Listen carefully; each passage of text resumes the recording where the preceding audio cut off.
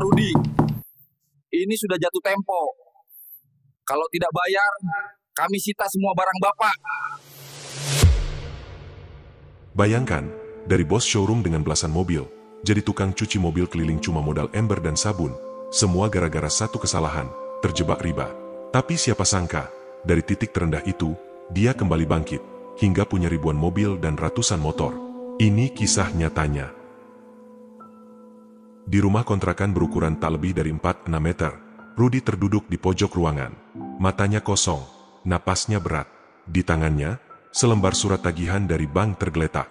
Angka yang tertulis begitu besar, membuat dadanya terasa sesak. Ia tahu, ia resmi tenggelam dalam hutang riba. Dulu, ia begitu percaya diri ketika meminjam modal dari bank untuk memperbesar showroom mobil bekasnya. Semua orang juga begitu, pikirnya. Awalnya terasa mudah, cicilan lancar, untung lumayan. Namun bunga berjalan tak pernah tidur. Sedikit demi sedikit, keuntungan habis dimakan cicilan yang tak kunjung habis. Bulan demi bulan, tekanan semakin berat. Telepon dari debt collector datang pagi, siang, malam. Mereka bicara kasar, menuntut pelunasan segera. Bahkan, beberapa kali mereka mendatangi rumah. Rudi melihat istrinya menangis ketakutan setiap kali terdengar suara ketukan pintu. Rasa aman di rumah sendiri pun lenyap. Mobil-mobil yang dulu memenuhi showroom satu persatu dijual. Motor pribadinya pun ikut lepas. Tapi hasil penjualan itu hanya menutup sebagian hutang. Bunganya lebih besar dari yang ia bayangkan. Hari itu, Rudi sadar, bisnisnya runtuh. Tak ada lagi yang tersisa, kecuali rasa hancur di dalam dada. Di tengah putus asa, ia melangkah tanpa tujuan hingga sampai di masjid kecil dekat kontrakan. Duduk bersandar di dinding, ia mendengar ceramah ustaz tentang riba. Riba itu mengundang murka Allah, memusnahkan keberkahan. Suara itu menusuk telinganya. Rasanya seperti tamparan keras, karena itulah yang kini dialaminya. Malamnya, ia sujud lama di atas sajadah. Air matanya membasahi kain. Ya Allah, aku bodoh, aku buta, aku terjebak riba, dan Engkau ambil semua yang kumiliki. Ampuni aku janji, tak akan pernah lagi mencari rezeki dari jalan ini, ucapnya lirih, nyaris tanpa suara. Hari-hari berikutnya, ia benar-benar mulai dari nol. Tak ada modal besar, tak ada showroom. Hanya ember bekas cat, sabun murah, dan kain lap. Ia mulai menawarkan jasa cuci mobil keliling. Setiap pagi, ia mendorong gerobak kecil berisi peralatan, keliling komplek mencari pelanggan pertama. Banyak yang heran. Dari bos showroom jadi tukang cuci mobil? Nggak malu, Ruth? Sindir temannya. Tapi ia tak peduli. Lebih baik berkeringat dari uang halal, daripada bergelimang harta dari riba. Tekadnya kuat. Ia tahu, perjalanan ini akan berat, tapi lebih aman bagi hatinya. Targetnya sederhana, 5 pelanggan sehari. Ia mengetuk pagar rumah, menawarkan jasa dengan senyum lebar. Kadang ditolak, kadang disambut. Siang terik, baju dan tubuhnya basah oleh keringat dan air sabun. Malamnya, ia menulis setiap pemasukan di buku catatan kecil, sekecil apapun jumlahnya.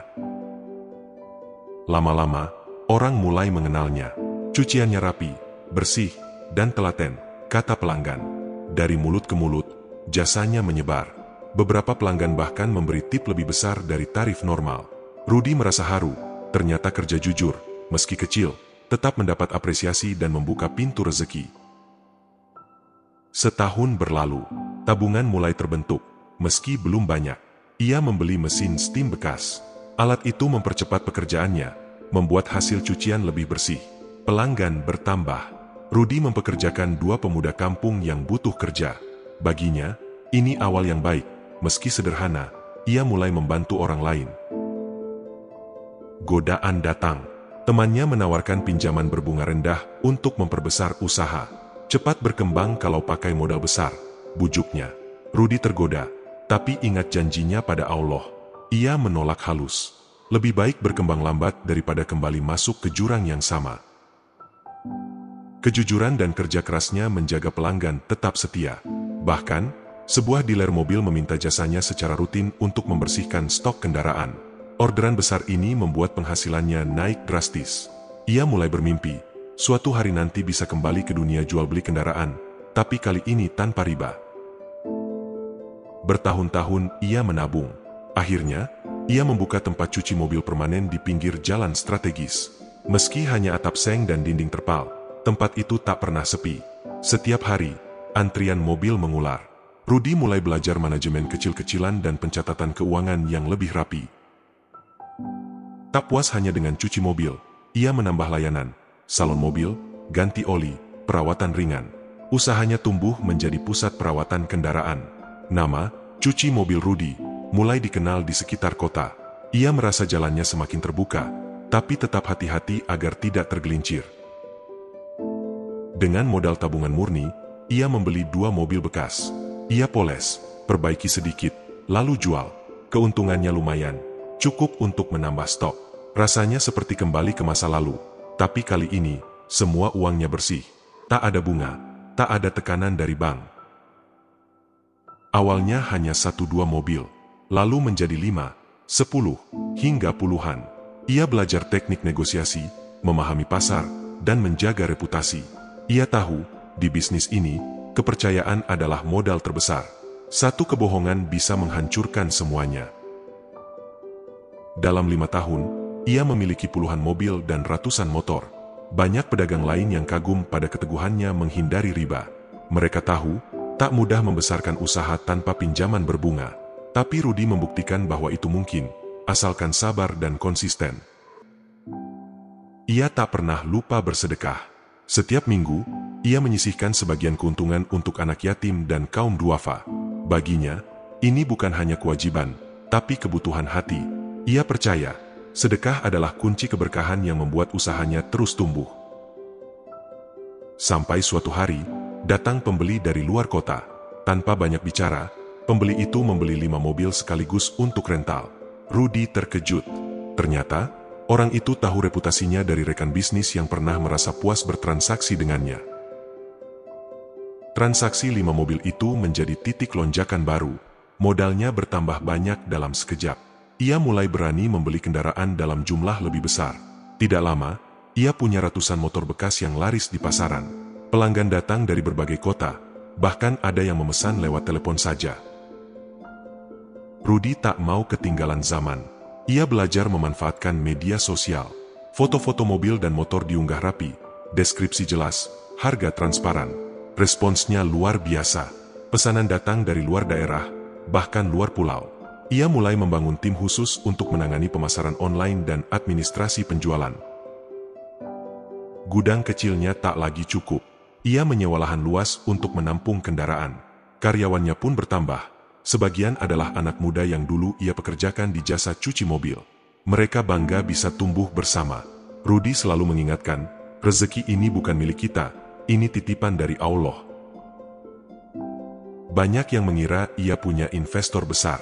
Namun, setiap kali ditanya, jawabannya selalu sama. Investor saya itu Allah. Saya hanya berusaha jujur, kerja keras, dan menjauhi riba. Jawaban itu membuat orang-orang terdiam. Tak banyak pengusaha berani bicara seperti itu dengan keyakinan penuh. Dengan modal yang terus berkembang, ia membeli sebidang tanah di pinggiran kota. Rencana besarnya adalah membangun pusat otomotif yang lengkap, showroom, bengkel, cuci mobil, dan kantor manajemen. Ia tak mau hanya menjadi pedagang, tapi juga ingin membangun ekosistem usaha yang bermanfaat bagi banyak orang. Pembangunan pusat otomotif itu memakan waktu setahun. Saat diresmikan, Rudy mengundang warga sekitar, karyawan, dan anak-anak yatim. Ia menggelar doa bersama. Semoga tempat ini menjadi sumber rezeki yang berkah, bukan hanya untuk saya, tapi untuk semua yang terlibat di dalamnya, ucapnya dengan mata berkaca-kaca. Kini bisnisnya berjalan profesional. Setiap kendaraan dicek ketat sebelum dijual. Administrasi rapi, harga transparan, layanan purna jual memuaskan. Kepercayaan pelanggan semakin kuat. Ia tahu, di dunia otomotif, reputasi adalah segalanya. Sekali rusak, sulit diperbaiki. Itu sebabnya ia menjaga amanah sebaik mungkin. Jumlah mobilnya kini mencapai ribuan. Dari city car sederhana hingga SUV mewah, semuanya tersedia. Motor pun ratusan unit, siap dikirim kapan saja. Semua dibeli tunai, tanpa hutang. Baginya, ini adalah kebebasan sejati, bebas dari tekanan bank dan ancaman debt collector. Saat duduk di kantor barunya yang luas, ia sering teringat masa-masa ketika hanya punya ember dan sabun. Perjalanan panjang itu membuatnya semakin rendah hati. Ia tahu, tanpa rasa sakit yang dulu, ia mungkin tak akan setegar sekarang. Undangan mengisi seminar bisnis mulai berdatangan. Di panggung, ia tak bercerita tentang strategi marketing atau rumus cepat kaya. Ia hanya berkata, hindari riba, walau kelihatannya jalan pintas. Percayalah, ujungnya itu jurang. Lebih baik pelan tapi selamat, daripada cepat tapi hancur. Meski usahanya besar, gaya hidupnya tetap sederhana. Rumahnya nyaman tapi tak berlebihan. Mobil pribadinya pun bukan yang paling mewah di showroom. Ia lebih suka menginvestasikan keuntungan untuk pengembangan usaha dan program sosial bagi warga sekitar. Karyawannya dianggap seperti keluarga. Mereka mendapat gaji layak, bonus tahunan, dan kesempatan pelatihan keterampilan. Kalau kalian pintar dan jujur, saya malah senang kalau nanti kalian punya usaha sendiri, ucapnya. Ia percaya, keberhasilan tak akan berkurang meski dibagi.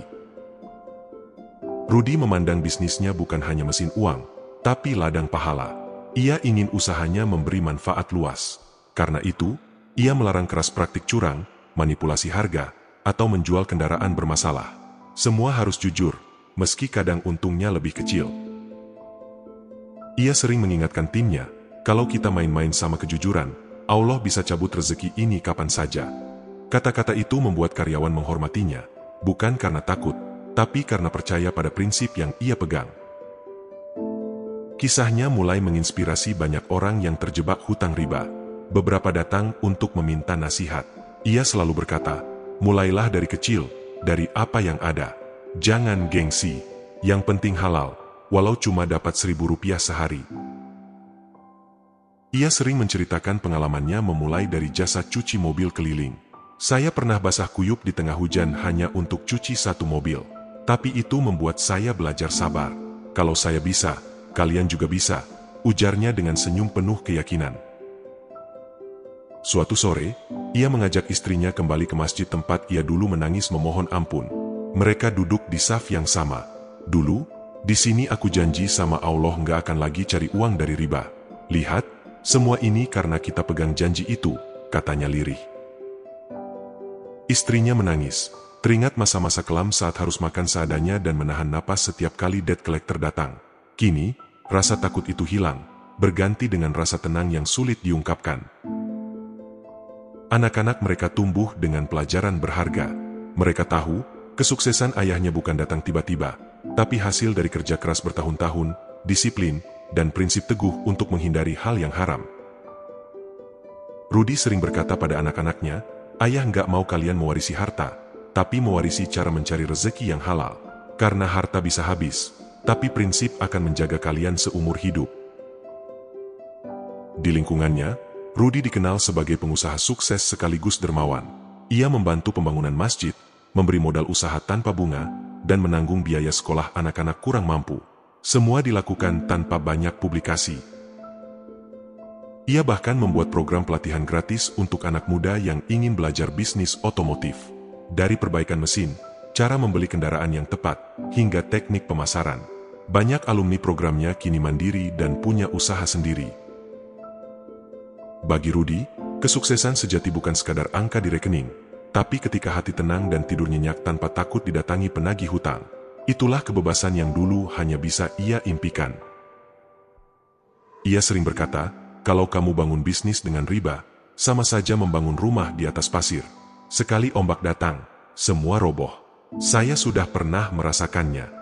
Kata-kata itu selalu membuat pendengar terdiam.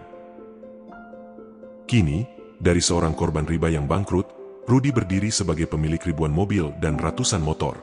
Semua dari hasil kerja keras, kesabaran, dan rezeki halal. Tidak ada sedikit pun uang haram yang mengotori perjalanannya. Meski pencapaiannya luar biasa, ia tidak pernah merasa ini murni usahanya sendiri. Kalau bukan karena Allah menolong, saya mungkin masih di kontrakan sempit itu, atau malah menyerah di tengah jalan, ucapnya suatu kali. Ia sadar, kebangkrutan dulu bukan akhir, melainkan awal dari perjalanan yang benar. Ujian itu membentuk mental baja dan prinsip yang ia bawa sepanjang hidupnya. Kini, setiap kali melihat pelanggan pulang membawa kendaraan impian, Rudi tersenyum. Baginya, setiap transaksi adalah bukti janji Allah. Siapa yang meninggalkan riba karenanya, akan diganti dengan yang lebih baik dan berlipat ganda. Rudi tak lagi takut kehilangan harta. Ia tahu, rezeki sejati bukan datang dari pelanggan atau usaha, tapi dari Allah. Usaha hanyalah perantara. Kepercayaan itu membuatnya damai di setiap langkah. Setiap malam, di penghujung doanya, ia mengucapkan kalimat yang sama. Ya Allah, jauhkan aku dan keturunanku dari riba selamanya. Berkahilah apa yang Engkau titipkan ini. Jangan biarkan aku sombong atau lupa kepada MU, walau Engkau beri lebih banyak lagi.